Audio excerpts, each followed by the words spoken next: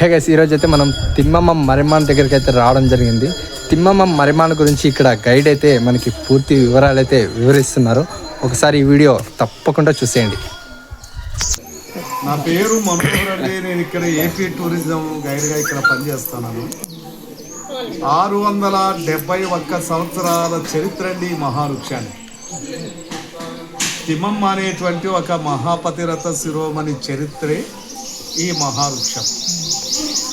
ఈ అమ్మవారు ఇప్పటికీ 700 సంవత్సరాల క్రితం మన భగవాన్ పుట్టపర్తి సత్యసాయిబాబా ఉన్నారు కదండి, ప్రక్కనే విలేజ్ బుకపట్నం అమ్మవారి పుట్టినేరు. అక్కడ చెన్నక వెంకటప్ప మంగమ్మ అనేటువంటి పుని దంపతులకు కాపుకుల వంశస్థుల్లో తిరుమల వెంకటేశ్వర స్వామి వరప్రసాదిగా అమ్మవారు జన్మించారు. బుకపట్నం నుంచి ఇటు ప్రక్కన గూటి బయలు, ఇక్కడ బాలవీరయ్య అనేటువంటి వ్యక్తికి అమ్మవారినిచ్చి వివాహం చేశారు. అమ్మవారికి కొడుకు కుమార్తె. కొంతకాలానికి అమ్మవారి భర్తకు కుష్టు వ్యాధి స్టార్ట్ అయింది. అయినా తన భర్తను పతియే ప్రత్యక్ష దైవంగా భావించి 5 సంవత్సరాలు సేవ చేశారు. కానీ ఇది నయం కాక భర్త చనిపోవడం జరిగింది. ఇప్పుడు అమ్మవారు కూడా తన భర్తతో పాటు సతీసాగమనం చేయాలి అని సంకల్పించడం జరిగింది. ఇలా చేయాలంటే చూడండి, అప్పుడు మనకు విజయనగర సామ్రాజ్యుల ప్రజా పరిపాలన, దేవుడు మండల వ్యవస్థలు ఉన్నాయి. అప్పట్లో పాలేగాల రాజ్యం. అలా మనమున్న ఈ ప్రాంతాన్ని కొక్కంటి పాల్యం అనేవారు. మరి సతీసాగమనానికి అనుమతించమని ప్రార్థిస్తే పాలేగారు అన్నారటమ్మా, నేనిచ్చిన ఏదైనా 2 పరీక్షల్లో మీ యొక్క పతివ్రత ధర్మాన్ని నిరూపించుకుంటే అనుమతిస్తానన్నారు. చనిపోయిన పక్షులు బ్రతికించమన్నారు. ఎండిపోయిన కాకర చెట్టు పూలు పింజలతో ప్రత్యక్షంగా చూపించమన్నారు. మరి రెంటియందు విజయం సాధించి తన యొక్క పతివ్రత ధర్మాన్ని నిరూపించుకున్నారు. పాలేగారు ఆనందంతో అమ్మవారికి పాదాభివందనం చేస్తూ అమ్మవారి కోరిక మేరకు సకల సౌకర్యాలతో, చూడండి ఆ మధ్యలో గోపురం కలిసం పెట్టారు కదా, ఇదేనండి ఈ చెట్టుకు మూలం. ఈ చరిత్ర మొత్తం ఇక్కడి నుంచి స్టార్ట్ అయింది.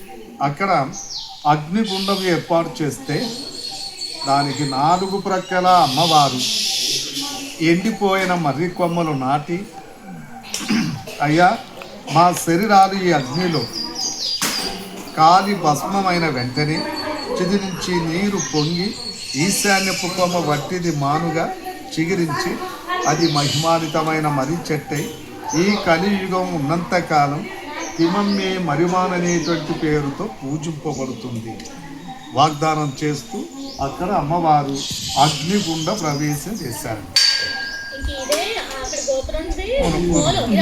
మరి అమ్మవారు చెప్పినట్టుగా సతీసాగమన కార్యక్రమం పూర్తయింది. చిది నుంచి నీరు పొంగిపోరని వెంటనే ఈశాన్యపు కొమ్మ చిగురించింది.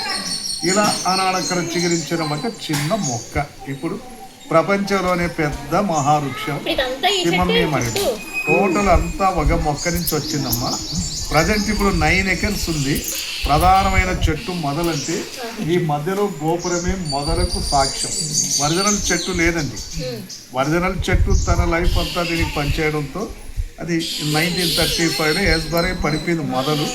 మొదలకు గుర్తుగా అలా గోపురం కట్టారు. ఇక్కడ కొన్ని మహిమలు ఉన్నాయి, ఆశ్చర్యపరిచేటువంటి మరికొన్ని సంఘటనలు ఉన్నాయి.